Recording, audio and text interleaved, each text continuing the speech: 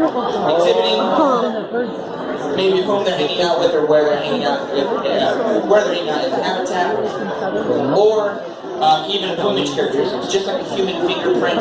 No two birds' feathers or plumages are exactly the same. So Margie here might have a little bit more dots on her or specks on her than two others, or somebody might have a little bit more pigmentation or less pigmentation on feet. Things like that can help us identify who is who. All 18 species of penguin are what we refer to as monomorphic. And that means you cannot tell the difference between males or females just by looking at them. So we do get a sample of blood from them when they're younger to tell what gender they are, and we go from there. Coming up here, Bo?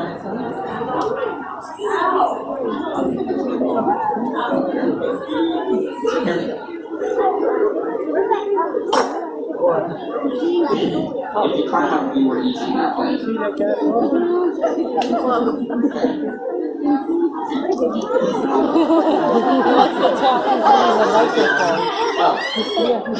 This is Guapo. He'll be 2 in November.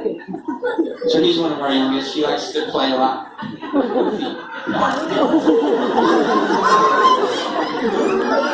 on, bud. You need to come back. Guapo. I can't do my job if you're trying to talk the whole time. Here. Talk into that thing.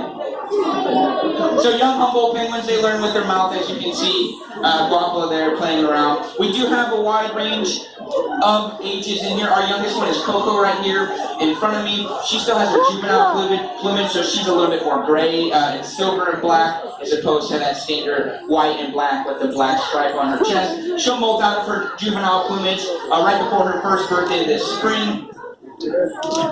Guapo was the baby until hers, so that's probably why he's messing with me right now. So if you have